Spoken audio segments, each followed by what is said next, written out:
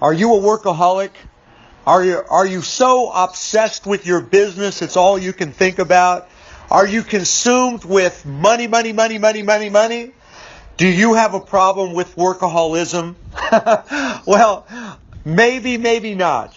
Now listen, I want to tell you a fast story here. About 12 or 13 years ago, by the way, I started my first business in 1985. And I've been consumed with business and making money ever since. So it really has just completely and totally dominated my life. My business revolves around my life. My business is my life is my business. And about 12 or 13 years ago, I started thinking, man, I'm really screwing up my whole life. All I do is work, work, work, work, work. And I started becoming convinced that I had a huge problem. I was a workaholic. I became convinced that there was something wrong with me. And years ago, I had a drug and alcohol problem, so I about killed myself on drugs and alcohol, and I know I have an addictive nature, and I started thinking, oh my God, I need help. And so, believe it or not, check it out for yourself. There is a group on the internet. They meet in some cities, some bigger cities, they have actual meetings, but it's a 12-step group for people who are workaholics. And it's called Workaholics Anonymous. Not too creative, but it's the same 12-step program that they use for Alcoholics Anonymous and Narcotics Anonymous. They use for Workaholics Anonymous. And so I joined this group thinking that there was something terribly wrong with me. Other people had lives. Other people did things on weekends and holidays other than work, work, work. My God, there must be something terribly, terribly wrong with me. I need help. So I joined this group, and let me just get to the punchline. It was all a big waste of time. It was a huge, huge, huge waste of time. There's nothing wrong with me. See, the thing is, my family, for so many years, they're the ones that said, TJ, you work too much. You just work too much. All you ever do is work, work, work, work. And you see, they were looking at it through their eyes. My family, God love them all, a lot of them work for money.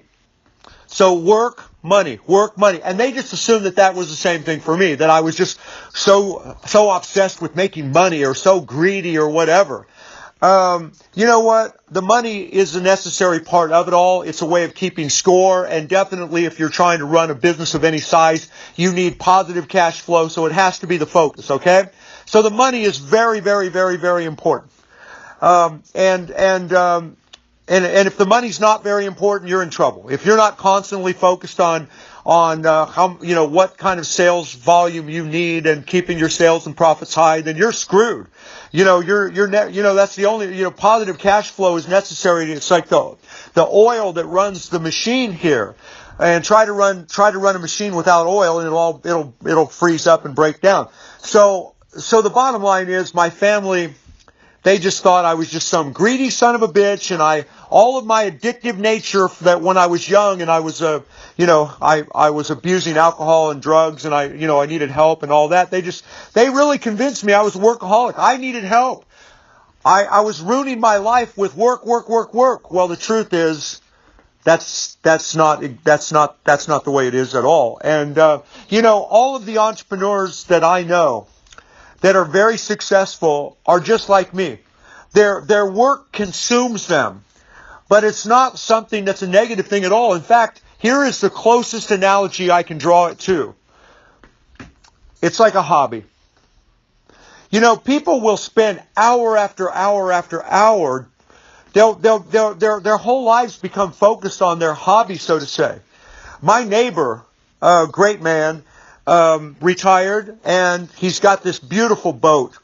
And he spends as much time as he can on the lake, which is about 15 miles from where I live. And, that's his whole life. He's got his buddies, and they go out there, and they spend so much time on the lake fishing and hanging out together and stuff like that.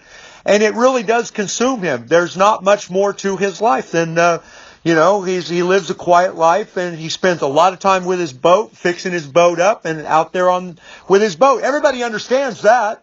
He doesn't have a personal problem. Oh my God, he needs help. He needs help. All his life is spent with his damn boat out there on the lake.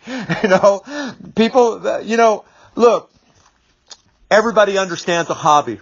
It's something that you do, you're passionate about, you're excited about. It consumes your life, whatever. And if it's woodworking or art or stained glass or whatever your hobby is, people get it. People totally get it. If you're a spiritual or religious person and your life is consumed with your missionary work, people understand that. You've got a hunger for God and you want to make a difference in the world, and your whole life is consumed because you're trying to reach out and help people in various ways. People understand that. If you're an artist or a musician or an actor or any kind of art, and your life is just consumed with your art and you're focused on acting, or look at the famous people. They're the best examples. I mean, the musicians and the ones we have the most respect for, the ones that rise to the top, their lives are dominated by their career, so to say, their passion, their art. But if you're an entrepreneur, if you're a business owner, and this is your whole life is consumed with your business and your entrepreneurial pursuits, what does that make you? It makes you somebody that needs help. You greedy son of a bitch, you. All you're ever...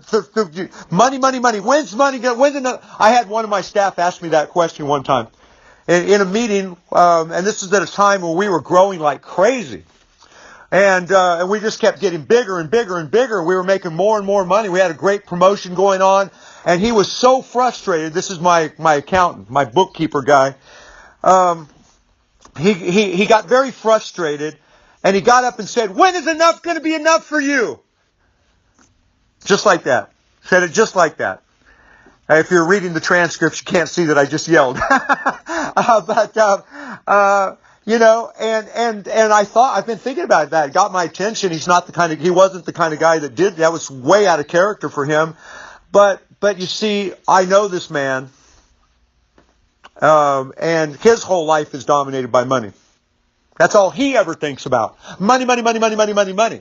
And he just naturally assumed, because we're all provincial in our thinking, he just naturally assumed that that's all I was thinking about. And the same thing with my family.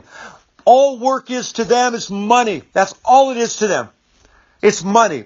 And they think when I have family members, God love them and I love them. They're wonderful people, but they're the ones who are focused on the money, not me. I mean, I love making money, but it's the pursuit of the money that I love. It's the hunt, not the catch. That's where the passion is. That's where the happiness is. So, is there such a thing as a workaholic? Yeah, if you're not getting any joy and passion out of your work, then do something else. Find something else. But the entrepreneurs that I know that are the most successful, they love their businesses. They love their project they're involved with. They love associating with other people who also love it. Their lives are consumed with love and excitement and joy. And it's, they don't work just for the money, so to say. They're working out of a sense of passion, something that they're very interested in. Their businesses are an extension of who they are, what they're all about. So just think about some of this. I made a huge mistake joining this stupid group. By the way, I got thrown out of that group too. I got thrown out of Workaholics Anonymous. They told me to stay off of their message board. Because it's not a sickness. If you're consumed with your work and it's bringing you joy and passion and excitement, if you look forward to these projects you're involved with, you get up every morning and you're excited and you're eager and you've always got the next project in the wings, man, come on, that's the stuff life is made of. That's what we call happiness here. There's nothing wrong with you. Your friends and family say, "Hey, why don't you come over here this weekend? Hey, why don't you do this with us? Hey, we're going to go over here." No, I'm working, but I'm working at stuff that excites me, it motivates me, it makes me enthusiastic, it gives me joy, it gives me pleasure. It's that creative process, which I think creativity is as close to God as we're going to get in this world. And it's, that's all successful entrepreneurs that I know and I've studied. All of the great ones. Steve Jobs is my best example. Can't think of a better example. And I would encourage everybody to read the Walter Isaacson's books, Steve Jobs. And there's other great books on him, but and plenty of other, the story of Sam Walton too. Oh my God! Well, all great entrepreneurs: Ray Kroc, Bill Gates, Michael Dell. I could go on and on. Elon Musk. Their lives are consumed with their businesses, but their businesses are an extension of them, and it's the creative pursuit, it's the constant moving forward, it's working things out, getting ideas that translate into successful, thriving enterprises, and yes, of course, the money is important. The money has to be there, or the bills must be paid, or the thing doesn't keep on moving. So anyway, I hope you've enjoyed something I've said here. I hope I'm striving to make a difference here. If you're one of my clients, God bless you. I'm very grateful for you. If you're not one of my clients and you want to know about what we're doing, click on the link below, and thank you. Bye for now.